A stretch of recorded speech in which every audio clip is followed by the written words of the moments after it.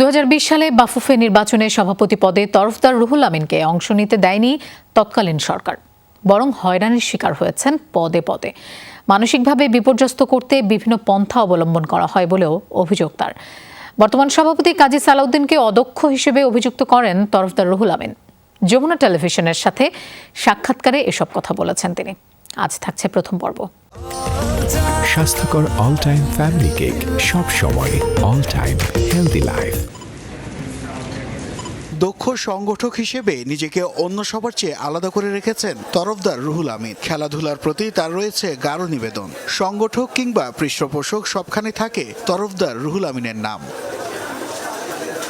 Football উন্নয়নে ক্রীড়া বান্ধব এই সংগঠক উজাড় করে দিয়েছে নিজের সর্বোচ্চটুকু। সারা দেশে জেলা ফুটবল লীগ আয়োজনে উল্লেখযোগ্য ভূমিকা ছিল তরফদার রুহুল আমিনের। 2018-19 মৌসুমে প্রায় 80 ভাগ জেলার টুর্নামেন্ট আয়োজনে প্রত্যক্ষভাবে কাজ করার কথা জানান তিনি। এরপর বাফুফে নির্বাচনের প্রসঙ্গ এলে ইচ্ছাকৃতভাবে তাকে সর্বশেষবার নির্বাচন করতে দেওয়া হয়নি বলে অভিযোগ করেন এই সংগঠক।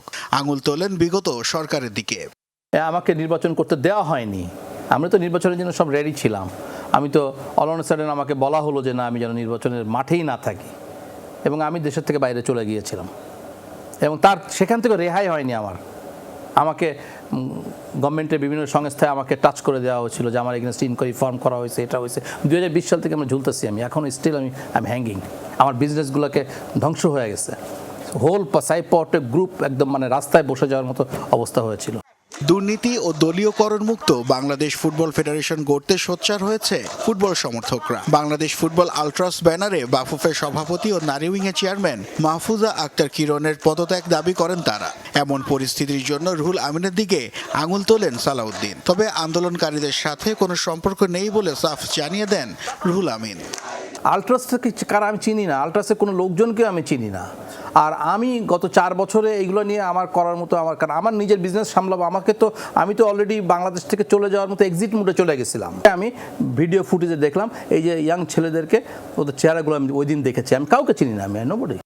কোনো একটা ঘটনার বিশ্লেষণ না করেই কাজী সালাউদ্দিন কান কথা শোনেন বলে অভিযোগ তরফদার মোহাম্মদ রুহুল আমিনের। সংগঠক হিসেবে তিনি অদক্ষ বলে মনে করেন তরফদার আমিন। মানুষের তো কান কথা শুনেন, উনি কান কথা শুনে অভ্যস্ত, এবং কান কথা শুনে উনি এই পর্যন্ত আছেন। এইভাবে উনি যেটা শুনেছেন উনি ইভ্যালুয়েট করেন না। ম্যানেজমেন্ট স্কিল থাকতে হবে। একজন ভালো football player is not the good manager of the club or of the management. Management and ground totally দুটো ডিফারেন্ট ইস্যু। এখন আমি একটা খুব ভালো football player, it does not mean যে I will be the good manager of. সময়ের স্রোতের প্রতিনিয়তই পিছিয়েছে দেশের ফুটবল। এখন আর পিছিয়ে ফিরে তাকাতে চান না এই সংগঠক ও পৃষ্ঠপোষক। তাই ব্যক্তি স্বার্থের চেয়ে জাতীয় স্বার্থ বিবেচনা করে ফুটবলকে এগিয়ে নেওয়ার আহ্বান রুহুল আমিনের। নাসিফ শুভ, যমুনা স্পোর্টস, ঢাকা।